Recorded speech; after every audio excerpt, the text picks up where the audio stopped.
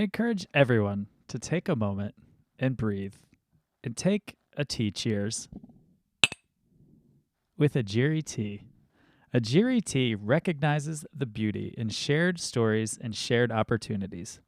Ajiri sources award-winning tea from Kenya, employs women in the region to handcraft the labels, and sends 100% of the profits back to the region to support orphan education. Save 10% on your order of Kenyan teas and coffee with the code BeautifullyHuman at ajiritea.com. AJIRIT.com. Tea mugs up. Hello and welcome to the Beautifully Human podcast. I'm Nick Sheesby. In this podcast, I speak with beautiful humans from all around the world, sharing with you their incredible stories, revealing the power in every human story, to spread love and humanity to a world that is in desperate need of it, to show that we can all connect in beautiful ways, no matter where we come from or what we look like. What you will find out is that we are all beautifully human. Let's all be beautifully human. Hello and welcome again to another episode of the Beautifully Human podcast. Thanks for joining us from wherever you are in the world. Today I am hanging out with Stephen Murray, and what a journey his life has been. Writing, tech companies, growing up in Africa and in London. Man, it is just a really remarkable story. He's such a kind man. We're having a really amazing conversation. I truly hope you enjoy it. If you enjoy this podcast, follow along on Spotify and on Instagram. Rate, review, and subscribe on Apple Podcasts. It gets these conversations out to more people, and it greatly helps. I hope you enjoy this conversation. So I love to start these conversations off with a very broad and open-ended question and let you take it wherever you want, and we'll flow with that conversation and say, tell me the story of your life, Stephen. Wow. Well, it hasn't been dull. I'll give you that, Nick. I'm hoping. I've looked a little bit at it, and I'm excited to hear it from you. Yeah, I was born in England. My parents, neither of them finished high school because they were around during World War II. So they were very young parents. And at a very young age, they decided to move to Southern Africa. And it was a very different world then it was in the late 50s back then. And it took my dad 3 days to fly there from England to the middle of Africa. That's how different air traffic was. Wow. And my mother followed behind 3 months later, and with myself and my brother and my sister.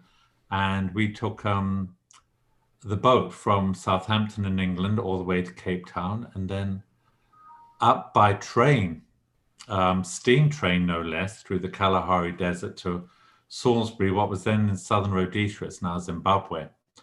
And the family kind of moved around quite a bit. We were in southern Rhodesia. The family then moved to Basutoland, and there was no schools there, so I was sent to boarding school in South Africa. And when I finished my education, I just graduated from high school. I'm not a college graduate at all. I went back to live in England, went back and lived in London, and then it was in the late 60s, and that was a great time to be in London, London in the swinging 60s. And it was a fun time, but it was tough. I was by myself, and it was tough to make ends meet, but you make the best of the hand you're dealt. And then after 7 years of living in London, which was very, very enjoyable because I got to see a lot of culture, a lot of theatre. They say if you tire of London, you tire of life, and it's absolutely true. There's always something in London. Yeah. And I got to travel extensively throughout Europe, which was an added bonus. But I then got the chance offer of a job in Los Angeles, California, and I was kind of tired of all the rains in England. The weather is dreadful. It's cold in the winters, and the rain just drones on and on for months on end, and the idea of sunshine and palm trees and the Pacific Ocean was very appealing. So I cast caution to the wind. I'd never been to America, and I just packed up and came. I had a job to come to, and I came here with $200 in my pocket and two suitcases, and that was it. Amazing. And I had 27 great years in Southern California. And then my business partner and myself, we decided to move our computer business to Las Vegas, Nevada. It was, more business friendly, and Los Angeles was getting a little bit too crowded.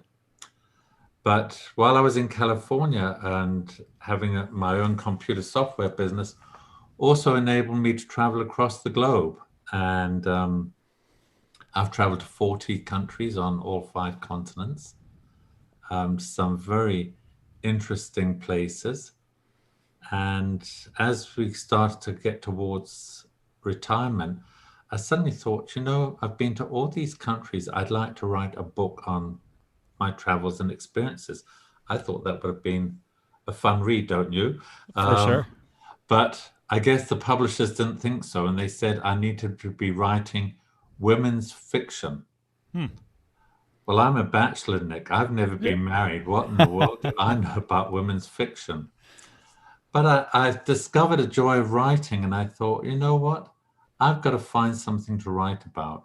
And Las Vegas, although we're known for Sin City, we are also the marriage capital of the world. So it's a strange dichotomy. Sure, yeah. People come here from all over the world to get married and tie the knot. And it's a huge boost to the Las Vegas economy. It's over $2 billion worth of business a year. So I stumbled across the idea of writing about a fictional Las Vegas wedding chapel. And the reader gets to spend a day there. And they meet all these couples, fictional couples, as they come and go and what their stories are, why they've chosen to get married in Las Vegas. And, love does mean different things to different people. It's not a one-size-fits-all. So I wrote it and put it away in the back burner and just thought, well, that was a fun experiment. And by then I'd got to meet a few authors and saw they were writing different things. And I thought I'd kind of like to write a murder mystery. And I spent a couple of years writing it, and that was a load of fun, Murder Aboard the Queen Elizabeth II.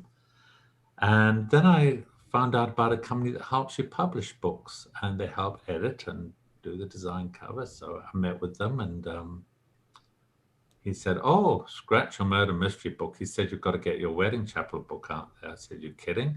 I don't even have a title for it.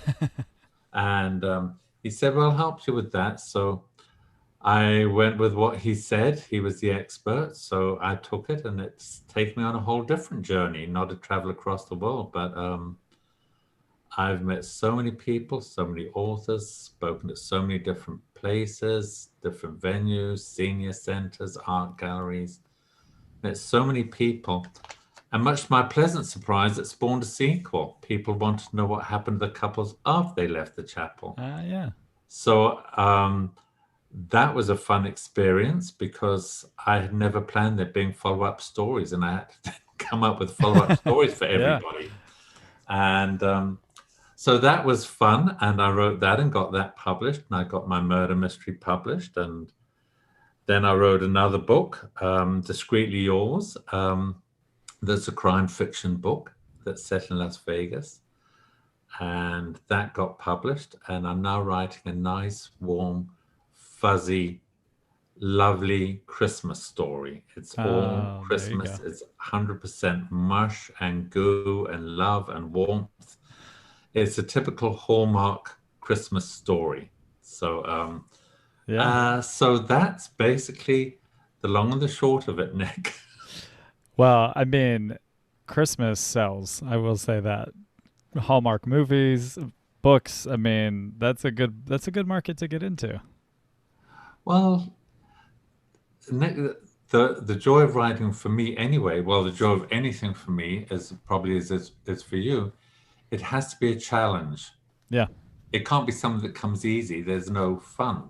Right. If something just falls in your lap, there's nothing like having to put forth that effort, getting in the minds of things. And I have discovered a joy in writing in multiple genres. Um, and they've all been kind of tough. The last published book, Discreetly Yours, is about three very high class escort ladies. They work for an escort agency, and they're very high class. They're intelligent. They're beautiful. They're elegant, sophisticated. But the guy that runs the agency treats them like dirt. So they come up with the perfect crime to kill him. And that Okay. was a tough ride. I mean, let me just make clear to your listeners, I did no research on escort agency. It's 100% imagination or figment of my imagination. Sure, yeah. But getting in the minds of women for a start was challenging. Yeah. Women who are escorts was also challenging.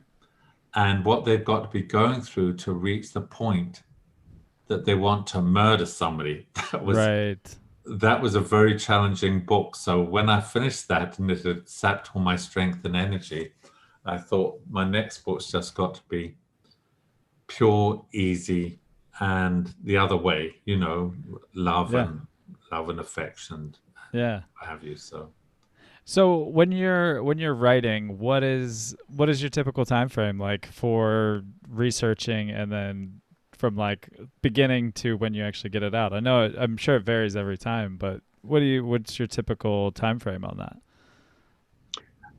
it's typically about 2 years, Nick.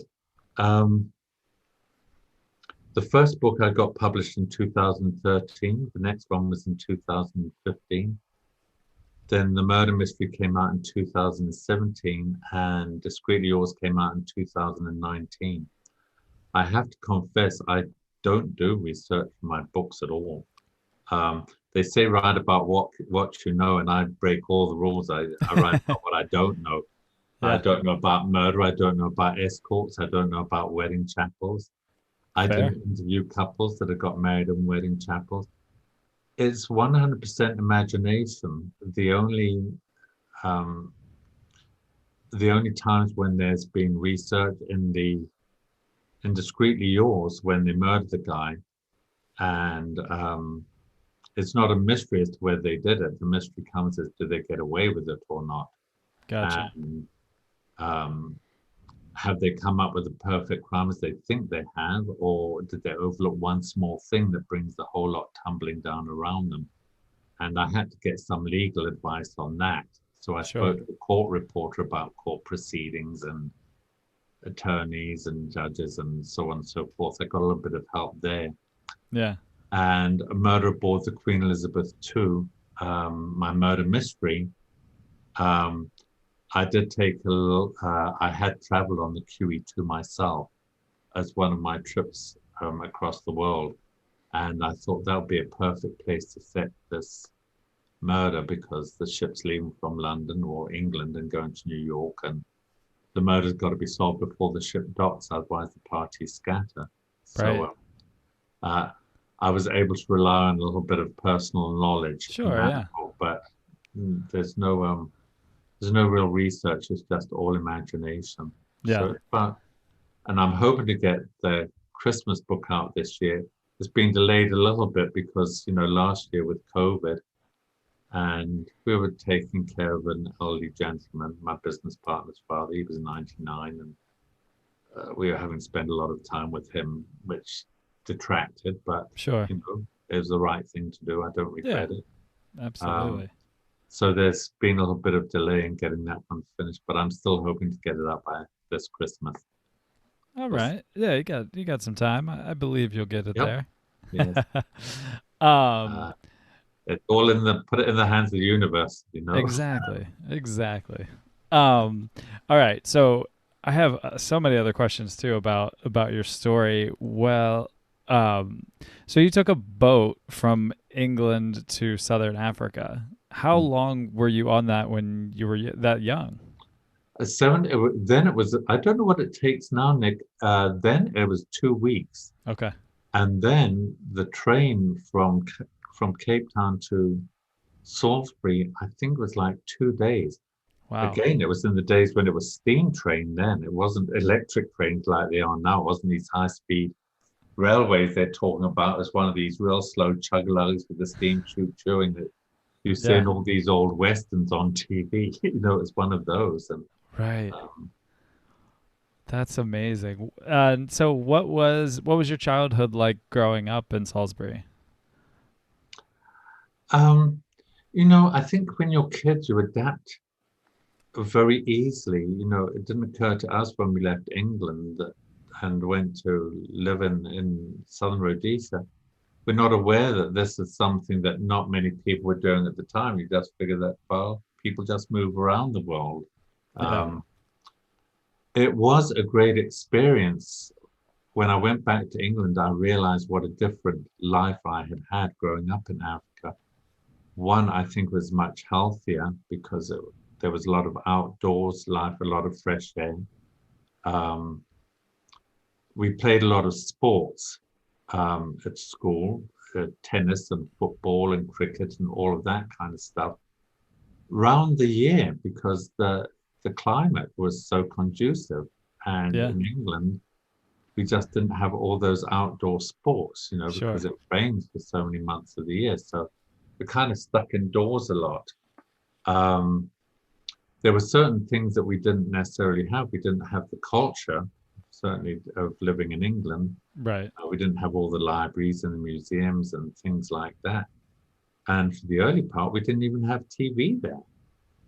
So the one advantage was I think we spent more time as a family together Yeah. than perhaps families do now. They watch TV more and DVDs and what have you. We used to sit and play board games like Monopoly or play card games and things like that. Uh, and we always sat around the dinner table at night time and had dinner. There was no TV to watch, but Yeah. now there are TV dinners, and so I think it was a better outdoor life. Yeah. When we moved to Basutoland, I had to go to boarding school. I wasn't so thrilled about that, being sent away from home, and it was like a military academy. It was very, very strict and Wow. strict on uniforms, and the life was ruled by bells, a bell to wake you up, a bell to get in the shower, a bell to get out of the dormitory, a bell to go for breakfast. And I wasn't too keen with that rigid discipline, but Right. I think it did me well for the later years. When I went to England, I was only 18 by myself, and I was able to survive. Yeah. And now you hear of no kids, they're still living with their parents at 40, Right. Yeah, no kidding. Yeah. I feel like because you didn't have all of those elements in your life at that age, it probably helped massively with your creativity that has lent itself through your life to your writing and just other parts of your life as well. Because when you don't have those parts of your life, you have to just create and invent what your reality and the fun that you're having. I think there's a lot of truth in that, Nick. I don't know how much was actually serendipity or just the universe's direction. I mean, I had never, if somebody had told me when I was growing up, certainly when we lived in Basutoland, the population of the capital city then was 2,000 people. Wow. That's the capital city of a country. So, I mean, that gives you an idea of how primitive it was. And there was only one road that was tarmacked, and that was for a mile. The rest were just dirt roads. Um, and if somebody had said to me, 40, 50 years from now, you're going to be living in Las Vegas, the United States, and you'll be writing books and have 4 books self-published, I would have said you're nuts. Yeah. I mean, just Right. the leap of how would I ever get to America, let alone to Las Vegas and writing books. And even when I came to writing the books, it was pretty late in life. It wasn't something that I had a passion for. I just suddenly thought I'd traveled so much. I wanted to put the experiences down in the different cultures. And it was through that I discovered a joy of writing. But Yeah. I'd never taken a writing class in my life. Yeah, that's so neat. And I was actually pretty shocked when you said that you, especially because I've been fortunate to travel quite a bit as well. And I've been thinking of writing my own version of basically what you said you wrote, and it didn't get picked up. And I was like, man, that sounds like something I would write, also want to read. Um, so what was it about it that they thought wasn't something that would be publishable? Well, Nick, I think to be quite honest, it probably would have been publishable. Oh, okay. Um, what happened when I finished writing it? Um, I'd spent a couple of years putting it all together, and then I didn't know how to publish it. So I did a little Google search, and I found there was this writers group that meets about 2 miles from where I live once a month. So I thought, oh, I'm going to pop down there, and maybe somebody there can give me a hint as to what to do. Well, when I got there, the guest speaker that night was a publisher. But what I wasn't aware of, she only publishes women's fiction. So that was what Gotcha. she was pushing. And she started her pitch by saying, if you're writing anything other than women's fiction, forget it, it's not going to sell. Well, of course, I was devastated, but I was very shy at the time, and I felt very intimidated being in this group of 50 or 60 authors. I'd never met any authors in Sure. my life, and I just felt very intimidated. And especially after she finished speaking, they had to do all these quizzes with quotes from books and who wrote this and who wrote that. So, oh my, what am I doing here amongst all these intellectual types? Um, Sure. but that's what I went away with. But as I got to know more authors, I I should have realized there are authors out there selling other books, but the ones that are selling are people like Daniel Steele or Stephen King and people of that nature. They're well known, but if you're an independent author, it's harder. Um, and I found out that, my other books have sold. It doesn't have to be women's fiction. My Discreetly Yours is a crime fiction, and Murder Aboard the QE2 it's a murder mystery. The only thing, all my books are all in different genres, but the only thing they all have in common is they're all fun, easy reads. Yeah. There's no graphic sex in them. There's no expletives in them. They're wholesome fun. And believe it or not, even the one about the three escorts, it's an easy read. Your grandmother could read it. In fact, where it sells really well, believe it or not, I go and speak at a lot of senior centers here in Las Vegas, and Wow. they always like to have people from the outside come in and talk to them. A lot of them don't have families anymore, and their friends have passed away, and they like it when somebody from the outside world comes in and chats to them. And I talk about all four books, and then afterwards they come up and buy them. And the one that's the biggest seller, believe it or not, is Discreetly Yours, the one about the three high-class escorts. Wow. But I do let them all know there's no graphic sex, there's no Sure. violence, there's no Yeah. expletives. So they know it's a fun, pure, easy read. Yeah. That's so neat. I love that. Yes. Uh, It's so cool just the avenues like you said how in life you have just no idea and how you were told or if you were told when you were a kid growing up in Africa that you'd be in Las Vegas and you'd be doing these sorts of things. Like it's so fun to sit and be like what your life expectation is as a child versus like where you end up and you're like I never would have thought these Yeah. kind of things could happen and it's so neat to watch your story play out. At least it is for me. Yeah. Well, and it hasn't always, everything hasn't come easy. But then I don't think everything should come easy to everybody. Right. Again, um, I think we have to try and look and see the glass as half full as opposed to half empty, and hopefully see it as potentially overflowing. Yeah. Um, I think we have little bad things or setbacks in our lives occasionally, and as much as we might not like them, I think they're necessary to help us keep our focus and or keep things in perspective, and sometimes stop and appreciate the good fortune that we do have, whether it's health, whether it's your home, whether it's your career, whether it's your family or friends. Yeah. your loved one, your spouse, your better half. Um, Sometimes we need to be given those little jolts and reminders, I think. Oh, absolutely. I mean, my worst, the worst possible part of my life kind of put me on this path of really knowing that I needed to put out more beauty into the world because I was told at 33 that I might not make it through the night because of my drinking habit. I was at the Oh beginning boy. stages of liver failure. So I was sitting there looking at what I was thinking might be my last night on this earth. And then as I moved forward, I was like, okay, I need to one, stay alive. I need to never drink again. And I need to start making sure that every single day that I am moving forward with purpose and taking chances and doing things that are good for me and that I want to do and that I'm not playing it safe and that like you, I mean taking chances and going to London when you're 18 and then coming to the States when you'd never been here. It is hard times that get us to beautiful points of life and also just stepping out and taking chances when you don't know what's going to come next. Well, that's very true, Nick. I think it's probably tougher for you. Um, when I first left Africa and went to England, so I said, yes, I was only 17 or 18, and I had like about 25, $30 in my pocket.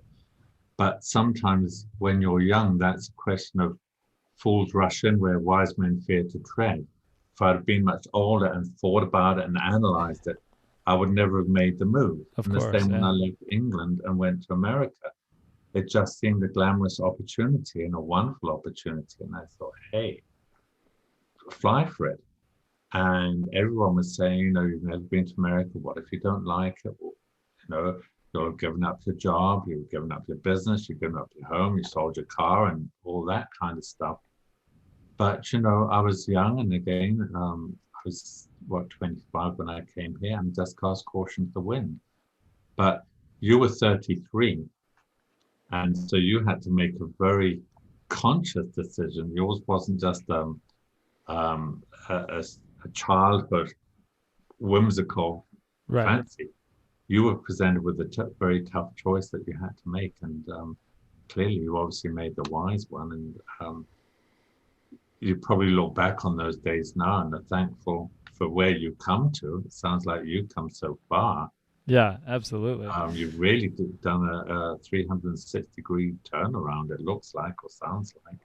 Yeah, I mean, it was either that or I wouldn't exist and we wouldn't be having this conversation. I wouldn't have had any conversations that I've had. I wouldn't have had any more experiences if I hadn't just said, "All right, I can never drink again," and then started pushing myself to get away from that and just make wiser decisions in that part of my life and then still take chances because I've worked in the music industry for 16 years now, so even Mhm. going back further to where when I started in the music industry, I had no money and I had no idea what that future would be like if I jumped into the music industry. I just thought it was a glamorous, fun job that I would get to travel. And so I was like, let's do it. And then it Mhm. ended up 16 years later, I'm still here. So There you go. it's similar. I was 21 years old and somebody called and was like, "Hey, do you want to come on tour?" And I said, "Well, hell yeah, let's do it."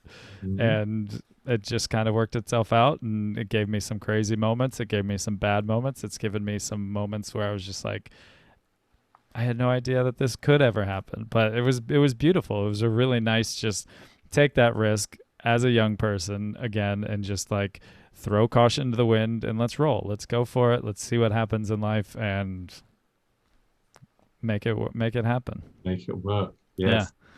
Yes. So, Boy, I tell bet you never look back at all.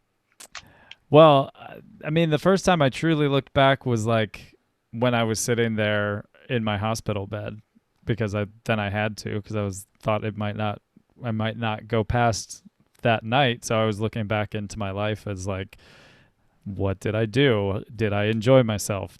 Looking at the experiences, it wasn't the money that I had or anything like that. It was just really just saying, did I do the best and the most with my time here? And Yes.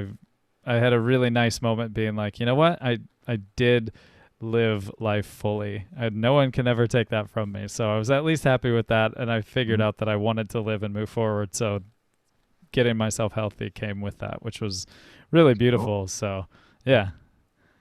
But the important thing, it seems, that, just from talking with you, um, you're giving back. And that's so important too. It is so important that we all give back Yeah. because we are so blessed and we're so fortunate with what we have. And you're actually doing that. You know, not unfortunately not everybody does, but you literally are. You're giving back and making a positive impact. And that's so important. And that should give you a lot of satisfaction, pride, and pleasure, Yeah. at the same time. No, I appreciate that. It's my way of just like enjoying my life. And I mean, you'll understand this when I say this. Like, traveling has just opened my head up to so much in my life, up and just the cultural experiences that it constantly, like, you cannot travel without opening yourself. And so the conversations that I've had, the people that I've met all over the world, and then Mhm.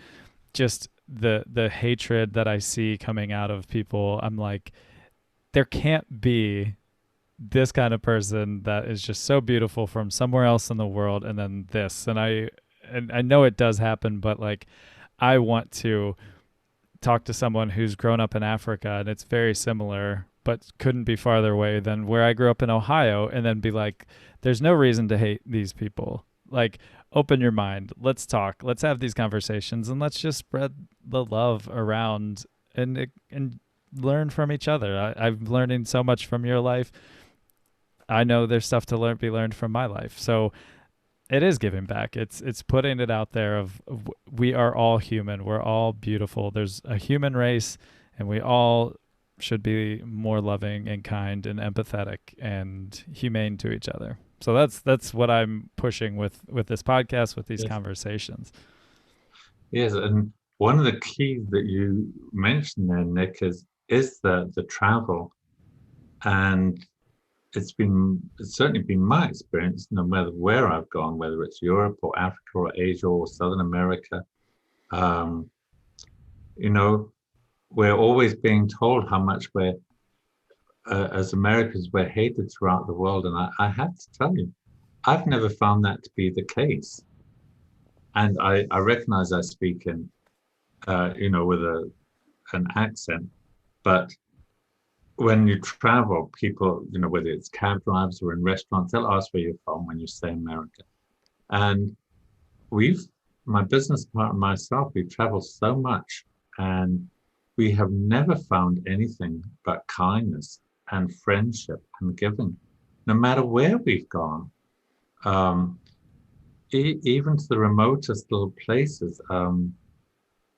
A few years ago, well, just after 9/11, in point of fact, my business partner and I went to this small little island called Tiki Hau. Hmm. Nobody's ever heard of it. It's in French Polynesia. It's one of the, like Bora Bora, Marae, and Tahiti. It's one of those little archipelagos. And it was just after 9/11. We were on the first flight out of Los Angeles when the airport opened, and we'd already booked the trip. And when we were there was this tiny little girl. She was about 10, walking along the street in ragamuffin clothes and barefooted on this little dirt street. And she was right by her school, and she asked in French. Unfortunately, I speak a bit of French, but she said, "Are you Americans?" And we said yes. And she put her hand over her heart and she said, "All of our hearts go out to you in America." She was only 10 years old. This little island only has a population of 500 people. I don't even know how she knew about 9/11, Right. but she couldn't have been more than 10. And I said she was just in these little raggedy clothes.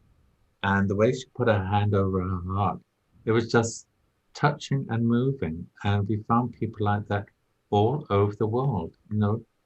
I think most people, they just want to either love or have someone to love or somebody love them.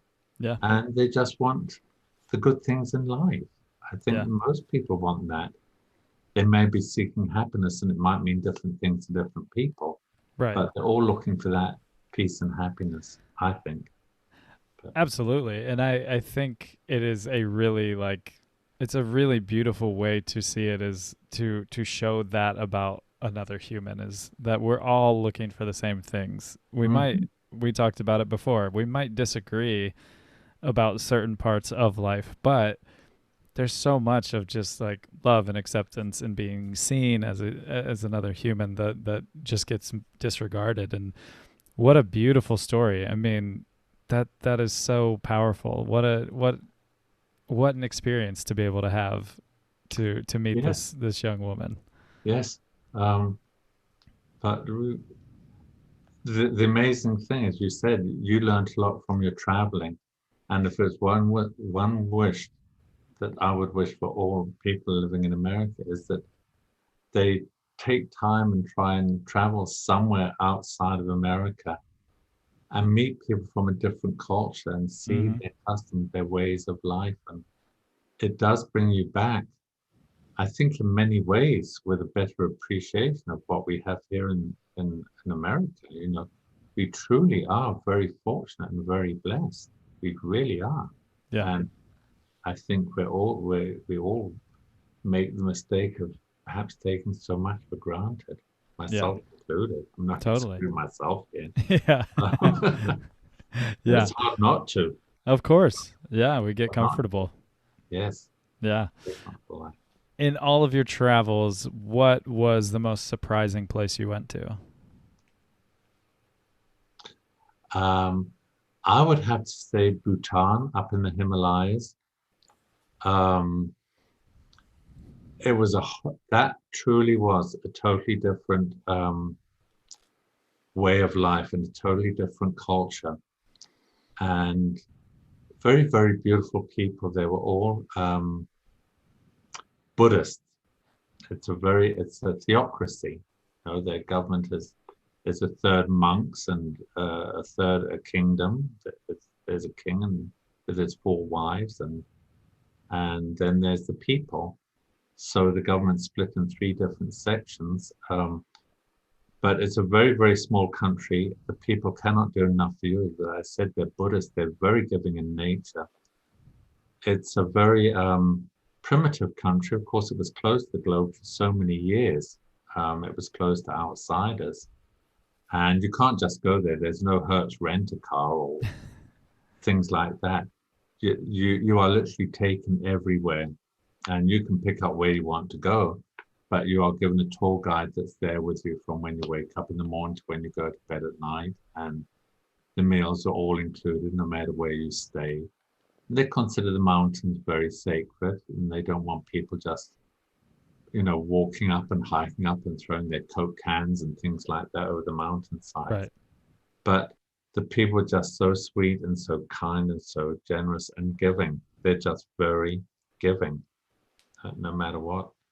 The tour That's guide and the amazing. driver, they couldn't do enough for us, or wherever we went. Um, they don't seem to have any crime rate either, you Hmm. know.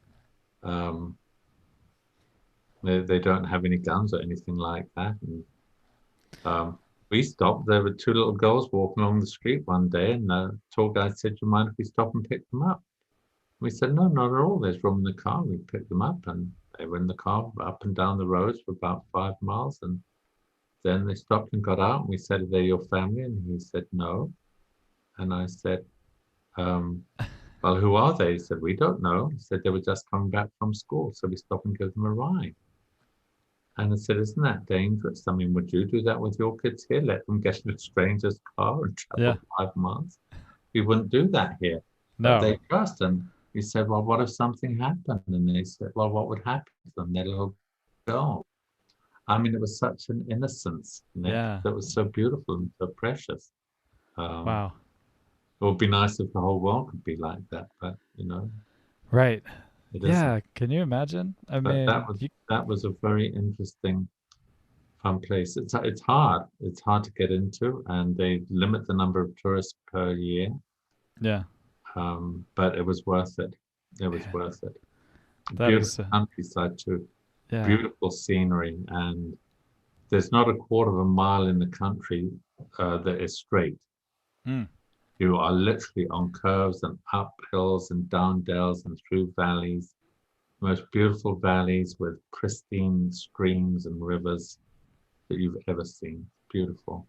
Mm. Yeah, there's so much of the world. I've seen a good amount, but there's always just so much more. Anytime I talk Mm. to somebody or they've traveled somewhere, I'm like, oh man, I haven't been there yet, and I get excited. Yes. It's so amazing. And I think you're so right. It's so true that I just wish that people from here would just go and get uncomfortable in another country and just to feel it, because then you could be more empathetic when people come here and they're nervous to be here or don't know the language as well. Like, go somewhere where you don't know the language and see how confident you are. You know, it's like just go over there and feel that, and then come back and be like, okay, I'll be a little more empathetic for somebody who's coming to a different culture than their own and trying to do better for themselves. Yeah. Well, I think for anybody coming to America, I know when I came, it's so overwhelming. Um, I felt like I was hit by a huge big tidal wave when I arrived here because the energy, certainly in LA at the time, it was just so vast and so huge and everything's so big. And, the roads are so wide, the freeways and the motorways, and people were driving through Los Angeles City through the underpass on the freeways at, like 60 miles an hour and what have you. Well, you can never drive through the heart of London at 60 miles an hour. No. The roads just aren't like that for a No. start. But, you ordered a sandwich and it was just so huge and it came with so much on the plate. Everything was just so big. And I literally felt very overwhelmed when I first came. It was exciting and it was wonderful. But it was very overwhelming just because it was just so huge. Everything was I just can imagine. big. Yeah. Man, that is, I can't even, especially in that time, like what a change. So people coming, wild. and at least, America is founded in many ways upon British common law and things like that. So a lot of the values are and customs are similar. I mean, and at least I didn't have to learn a new language, but I can imagine for some of these people coming from some of these remote little towns and villages from other parts of the world, it's got to be just got to be overwhelming. Like, yeah, incredibly overwhelming. And again, I think I remember a time when I was in Denmark and this man at a pizza shop really messed with me. He acted like he didn't know any English. And I was in a small village in Denmark, so I didn't expect him to know English, but I just didn't know any Danish because it's a very incredibly tough language. And I couldn't communicate with him. He was acting as if he couldn't communicate with me. And I just kind of looked at him and was about to walk out of his shop because I couldn't tell him anything. And then I turned around to walk out, and to quote him, he said, "I'm just fucking with you. I can speak English." And then like we had this great conversation, and he was just like having a ball messing with me, and he was like, "What are you doing here?" But the biggest takeaway I got from that was how incredibly small I felt in that moment, because I was only capable of speaking one language to this man. And I didn't know that he knew my language because he was a very good actor telling me he had no idea what I was saying. And he shouldn't have to know what I'm saying because I was in a small village in Denmark. Yes. And so it was that kind of feeling where I was like, wow, okay, this is truly how people feel when they come to a different part of the world and they have no idea what people are saying, and they're saying it quickly and it's big and it's only getting bigger and faster, especially if you come to the bigger cities like New York or LA. I mean, I can't imagine hitting the streets. I remember the first time I went to New York City and the pace of life there was just bonkers to me. It was crazy. I grew up in the States, but I grew up in a smaller town in Ohio, and then I'd been to like Columbus, and then when I went to New York, it was like, oh my god, this place is monstrous and everyone's sprinting everywhere. It was crazy.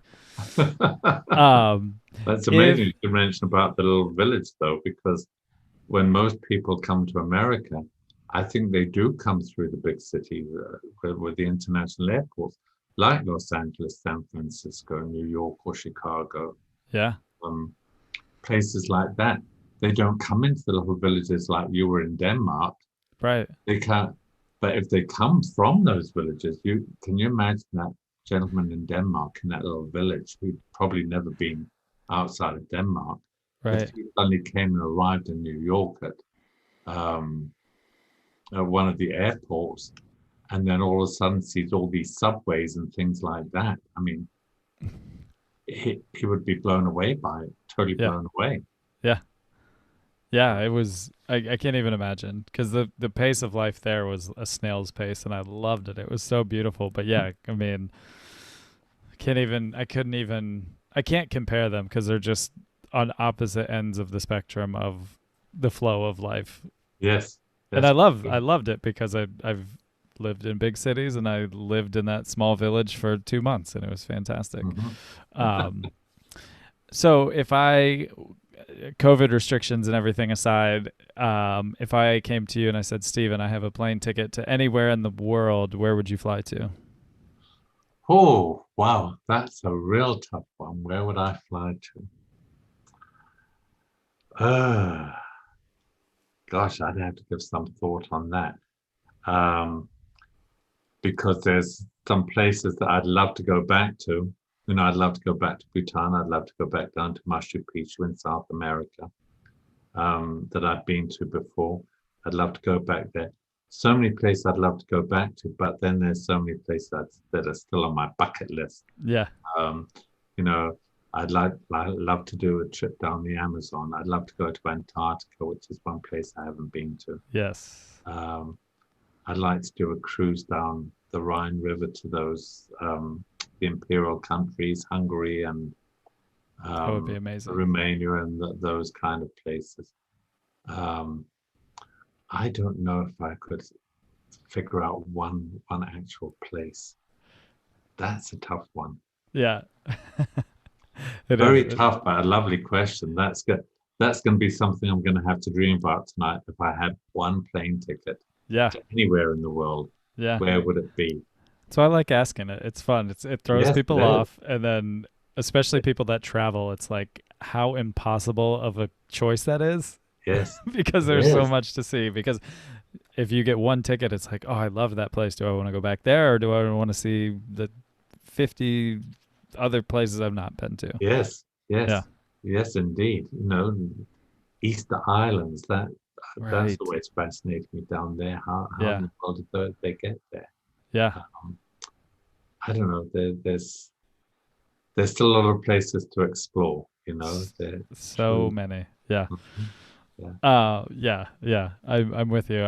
I always ask it, and mine's ever changing, and I just like in my mind, I'm like, it's more of an Oprah moment of I'll just give you the plane ticket to everywhere you want to go. That would be if I really had that ability, I would just say 10 places you're good. I'll send you to all of them. If I had that kind of money, I would love to do Me that for too. people. Just like call somebody up and be like, "Hey, where do you want to go? Cool. You want to go to Antarctica? Rad. Get 5 friends. I'll meet you down there. I'll Yeah, let's fly go. there and then see the world through other people's travel dreams. I think that'd Yeah, be amazing. That'd be a yeah, fun way to travel. yes. Um, Switching gears, I saw on your website that um, you are an advocate for Alzheimer's and homeless causes. Talk to me about that for a minute. Um, I think as it relates to the homeless, I think it's something very near and dear to me because it's a question of, as they say there, but for the grace of God go I. And when I went to live in England, I didn't even have a job to go to. And certainly the first few months when I did have a job, um, when you live in a foreign country, you've got no idea of how much you're going to pay in taxes from your salary. I thought I had a good job. I didn't realize how much income tax they were going to take out of my salary. I was so young and naive, and I had this little one-room apartment. And for the first few months, Nick, all I had to my name was literally my bus fare to work on payday on the last day of the month. And I used to pray that they'd come and give us our checks before lunchtime, so I could quickly run to the bank, put it in the bank, and that was the bank was next door. Get some money out to have lunch. Otherwise, I didn't have the money for lunch. And I had to take a couple of evening jobs, and it really was a struggle. You know, I was a kid. I had nothing to offer. I had no experience. Um, but it could just easily be me. I could have just as easily been homeless. Yeah. Um, and so it's something that's always been very important to me. Certainly when I lived in Los Angeles, Mm. sometimes you go down to what they call Skid Row, where the homeless are, and it's kind of heartbreaking. Yeah. And I recognize that, you know, sometimes it's drugs, and these people are offered places to go to sleep in missions and things like that, but they prefer to sleep out on the street. But how horrible is that? So there's a local organization here in Las Vegas that I try and affiliate with. I'm a very small cog in the wheel because it's all volunteer, and they find the donors to donate the food, and they provide the volunteers. There's no salaries, there's no overheads. It's literally all done through volunteers. And, you know, once a month, my business partner, myself, we always take down, you know, cans of food and vegetables and meat and things like that. But we're just a small cog. They have other people that do that. But it's the volunteers that make that wheel turn every single day of Yeah. the year, that makes it happen. So yes, it's one thing we do try and do every single month without fail. In the middle of the month, we go out and do the shopping in the supermarket and look for what's on sale and get the biggest bang for our buck that we possibly can. And then at Thanksgiving, at Christmas and Easter, we always provide some extra and try and come up with hams and turkeys and things like that. So if there's families, they can try and enjoy some kind of a Thanksgiving along the lines that the rest of us do. Yeah. Um, Alzheimer's, I um, I'm in a writer's critique group, and one of the ladies in it has Alzheimer's. She was diagnosed a few years ago with early onset Alzheimer's. And my mother, she passed away from Alzheimer's in Australia 4 years ago. Mm. And my business partner's stepmother, she passed away here in Las Vegas, also from Alzheimer's. So I think most people know somebody who is losing somebody or has lost somebody or who has caregived for somebody with Alzheimer's. And Nancy, the lady in my critique group, she's written 3 books of poetry on the subject. And she published around about the same time as I did. And then she asked me if I would start helping her with monthly book signings where we get authors together and have book signings and donate some of the money to Alzheimer's Association. And we did that for a few years. And then, of course, we ran out. You can only keep recycling for so long. And Right. then a couple of years ago, she and I don't know if you're familiar with a play called Love Letters. It's just a play with 2 people. They're not acting. It's 2 people. They were childhood. They started writing to each other in childhood, and their communications keep going over a period of 50, 60 years. Wow. And it's one of these, it's fun, it's heartbreaking, it's heartwarming, it's uplifting. And we decided we would put that on to try and raise funds for the cause. So she and I did that a couple of times. Then, of course, COVID came out. Yeah. And we've now written a play along the same lines that we're just about wrapping up too. We gave one performance of it. It's like Love Letters to 2 people, but these are 2 people who have reconnected after 45 years. They were a prom king and queen at school. They reconnected after 45 years. Then she's diagnosed with Alzheimer's, and one of his family members has Alzheimer's, and he becomes a caregiver. Oh, wow. And so they are email communicating. And the first part's just they're catching up, and then she reveals that she's forgetting things, and then she's diagnosed, and then he says, hey, guess what? My family member, this has happened, and we're having to bring her into our family. So we've written this two-part play, and we're hoping it's not a fun subject or easy subject to write about, but Right. we're hoping it will be. There's a little bit of humor in it. It can't be too much because it's a serious subject. Yeah. But I think everyone that either gets Alzheimer's or caregivers, we're all totally ignorant. We don't know how to handle it or deal with it. We're just thrown these surprises. Yeah. And I was so intolerant, to my eternal shame, with my mother, because I was so impatient with her when she used to repeat herself. I said, Mom, you've already told me that 5 times. Well, it was lack of understanding, lack of knowledge. Yeah. And so what we're trying to do with this play is make it entertaining, but also informative. So anybody who's about to embark on the journey, either as somebody diagnosed with Alzheimer's or dementia, or somebody who's going to become a caregiver, embark on that journey, it would help prepare them both. So that's what we're trying to do. And we gave a performance the beginning of last month to people in the business, if you will, neurologists, people from Alzheimer's Association, a couple of caregivers, some people who'd lost loved ones through Alzheimer's, um, an activities director from a memory care facility who has to entertain people with Alzheimer's. So we gave a performance and had a little focus group afterwards so they could tell us what we'd missed out.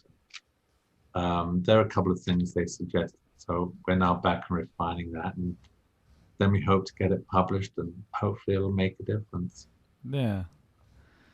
That's really beautiful. I mean, especially like you said, there's just there's so much ignorance around it of just like not knowing how to care for somebody. So I love that you're taking the love that you have for writing and the experience that you had with your mother and putting that out to help other people to kind of, yes, educate, kind of have a little fun with it as well, of like make it a tiny bit more easier to attain, to come in and listen to it, but then also educate people with it in a way that's something that they can come in and physically see and walk away with something from. So I think that's really beautiful.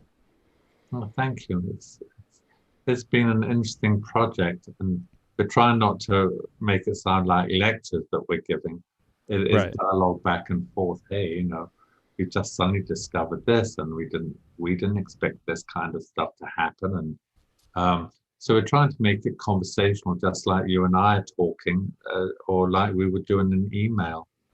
So it doesn't come across as standing in front of a room listening to a person lecturing on the subject. And Yeah. that's where we're hoping it'll be entertaining and informative, as Yeah. opposed to attending a lecture. Sure. Yeah. No, I think that's really beautiful. And the work that you're doing with the homeless population, because I like how you made a correlation to even just the simplicity of your first job where you're barely making ends meet and you're hoping for that paycheck to come in, which I think everybody can fully understand. And I think so many people are quick to judge anyone who's on the street or doesn't have a home. But there were so many times when I was drinking that I was one more bad choice away from that. And just to think of it that way, like even if you just literally don't have enough money, even if you're working, which can happen here very easily in the States, it can happen anywhere. To put yourself into that part of it and say, yes, of course there are the stories where somebody has gone too far on their drug addiction, or yes, there are those stories, but there's so many other stories where it truly could have started with just the simple fact that you fell behind 2-3 paychecks and then you got evicted and like snowballs started happening and you didn't know how to fix it, and then you get stuck in that. It's a very easy situation to get yourself into. So I think it's really amazing when anybody gives back and has a heart for people out there who are struggling in any way, shape, or form to get them to the streets. And I think it's really beautiful that you're out there doing that for them. Well, thank you, Nick. As I said, I think we all need to try and give back because I, for one, have certainly been given so much. I mean, I've had a wonderful life. It's, living in the different countries as I have and touch wood, um, still in perfectly good health. And I've always had people so supportive and good people in my life. They've just really been good people that have supported and encouraged and helped. And certainly when I came here, with two suitcases and a couple of $100, it's nothing Right. to start a new life. But the company I came to work for, they were a small company, but they were all great. They were very supportive, and they helped me get on my feet and get going. And I've just met a lot of wonderful people, whether it's in America or in England. It's just been wonderful. And because I've been so fortunate, it's incumbent on me to give some of that good fortune back. People look after me. I need to look up. People are looking after us all every day, Nick, Yeah. and we don't realize it. Yeah. People saying things and doing things out there that we just not aware what they're Yeah. doing or promoting us. Um, so it's the right thing to do, and it is better to give than to receive. There's no question of it. 100%. No? Yeah, and also just to see that person, like if as you're looking at that person or you're walking by and you're disgusted by that person, if you sit there and actually think that person means something to someone, you may have no idea who that person is, but that person had a mom, had a dad, has a brother, has a sister. There are people out there that are truly sad and probably have no idea where that person is. So humanize that person, even say hello if you don't have anything to give, like even acknowledge them, wave to them. I mean that means the world too, of just acknowledging and seeing them as a human. I mean that is that you can't underestimate how much that can help somebody, rather than 10,000 more people walking by without even looking at them. Like saying hello, sitting down and talking with them, giving them your time. It's a really powerful tool as well if you don't have the means to give to somebody. But I think that's important to think of it as like that person means a lot to somebody out there. I think that's a very important point, Nick, and I think it's very key because, in my view, I don't think the solution to every issue isn't to throw money of it. Right. It's not always the solution. It is, as you said, taking the time and just stopping and talking to these people, visiting people in the senior center and things like that who are lonely. Yeah. Uh, they had families. A lot of them their families have all gone. They've seen the sadness and the heartbreak of losing their spouses, their kids. Some of the kids have died before them, and um, they just would like somebody to talk to and somebody to listen. Yeah. And I certainly know when I was in LA and we used to go down to the mission and help feed the homeless, there was this one lady with two kids, and they were there every single time. There was like the Mother's Day and the Father's Day and the July the 4th and all the holidays.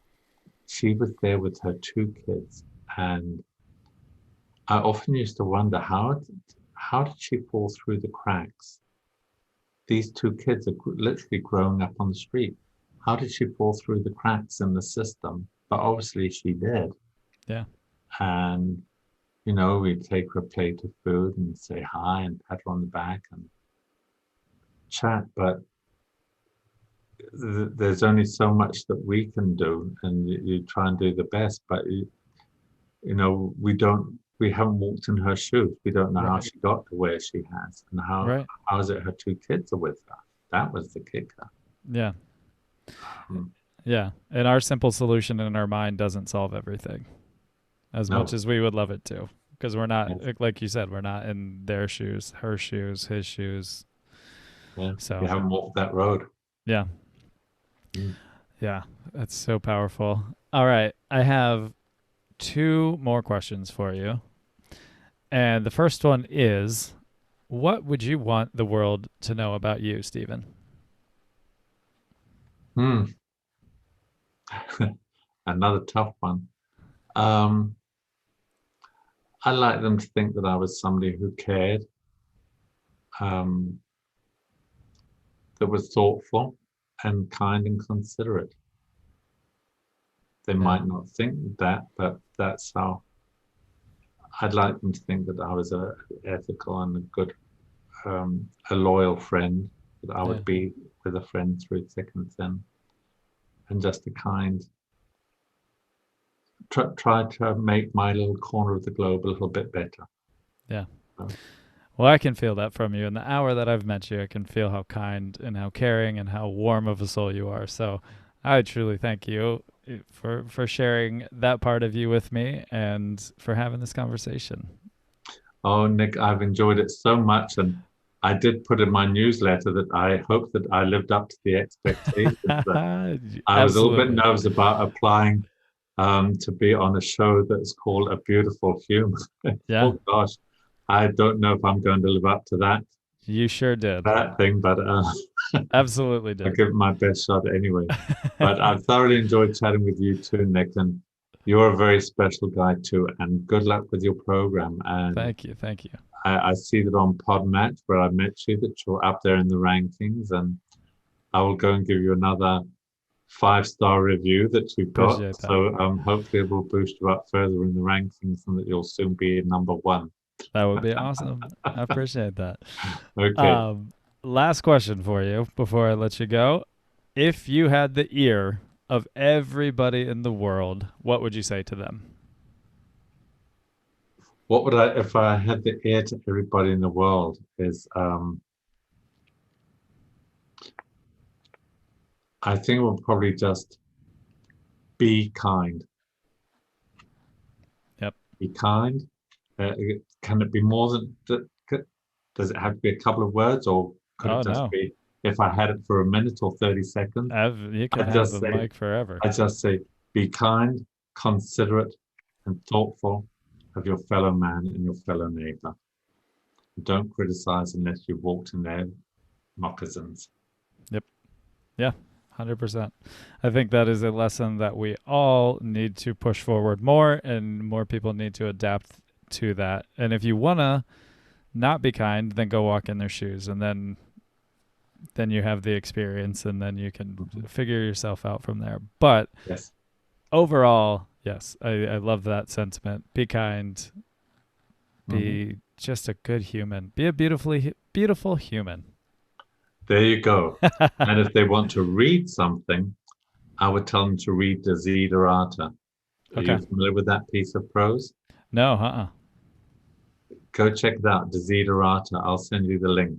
And it's beautiful. the most beautiful piece of prose Fantastic. imaginable. It's absolutely, it's just beautiful. All right. I look forward to it. Okay. I'll All right. email you the link when I get off the air. Thank you so much. And have a beautiful night, Stephen. This has been fantastic. Keep in touch. I will I do. love these conversations because I gain a friend in the hour that we get to chat. So I've thoroughly enjoyed it, Nick, and I so appreciate being a guest on your show. And I certainly hope your listeners who have tuned in, I thank them for tuning in, and I hope they enjoyed as much as I have. same. Thank you, brother. See You you. take care, Ben. All Stay right. safe. You too. Bye. Bye. Thank you for listening to the Beautifully Human podcast. To hear more beautiful stories from beautiful humans, follow us on Spotify and rate, review, and subscribe on Apple Podcasts. Follow us on Instagram at the Beautifully Human Podcast. Peace signs up.